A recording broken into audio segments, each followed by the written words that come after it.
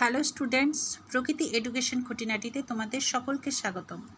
আজকে আমি তোমাদেরকে আমাদের পরিবেশ বইয়ের ভৌত পরিবেশ থেকে ক্লাস 5-এর 22 নম্বর পাতা, 23 নম্বর পাতা এবং তোমরা দেখে নেবে 24 নম্বর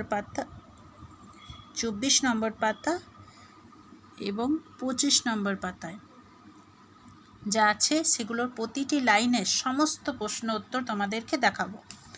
তো চলো তোমরা দেখে নাও এবং সেগুলি অবশ্যই তোমরা নোট করে নেবে। প্রশ্নগুলো তোমরা দেখে নাও। 1 নম্বর প্রশ্ন, মাটির একটি সজীব জৈব উপাদানের নাম লিখো। উত্তর হবে কেঁচো। 2 নম্বর প্রশ্ন, মাটিতে বসবাসকারী জীবাণুরা কী ধরনের উপাদান? উত্তর হবে সজীব উপাদান। 3 নম্বর প্রশ্ন, মাটির মৃত জৈব উপাদানকে ভাঙতে সাহায্য করে কারা? উত্তর হবে মাটিতে থাকা ছোট জীব ও জীবাণুরা। 4 নম্বর প্রশ্ন, কি প্রয়োগ করলে মাটি উর্বর হয়? উত্তর হবে জৈব সার প্রয়োগ করলে। 5 নম্বর প্রশ্ন, দুটি জৈব সারের উদাহরণ দাও। উত্তর হবে হাড় গুঁড়ো ও কম্পোস্ট সার।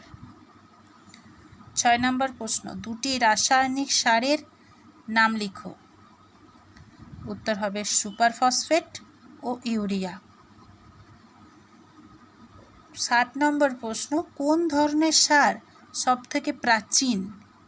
উত্তর হবে জৈব সার। 8 নম্বর প্রশ্ন, মাটির শত্রুর একটি উদাহরণ দাও। উত্তর হবে পলিথিন। 9 নম্বর প্রশ্ন, কোন ধরনের সার দীর্ঘদিন ব্যবহার করলে মাটির উর্বরতা কমে যায়? উত্তর হবে রাসায়নিক সার।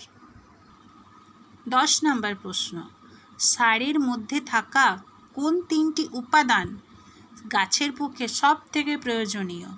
উত্তর হবে নাইট্রোজেন, ফসফরাস ও পটাশিয়াম।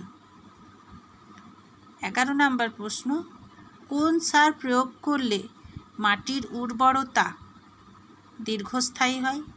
উত্তর হবে জৈব সার। 12 নম্বর প্রশ্ন, ধানের ছোট চারাগুলি কোথা থেকে তুলে বসানো হয়? উত্তর হবে বীজতলা থেকে। 13 নম্বর প্রশ্ন, ধান চাষের জন্য কী ধরনের মাটি দরকার হয়? উত্তর হবে ধান চাষের জন্য যথেষ্ট জল জমে থাকা কাদামাটি দরকার হয়। কোন ধান চাষের জন্য বীজতলা দরকার হয় না? প্রশ্নটা হচ্ছে কোন ধান চাষের জন্য বীজতলা দরকার হয় না? উত্তর হবে আউশ ধান। 15 নম্বর প্রশ্ন, পশ্চিমবঙ্গের কোথায় চা চাষ হয়? উত্তর হবে দার্জিলিংয়ের পাহাড়ে।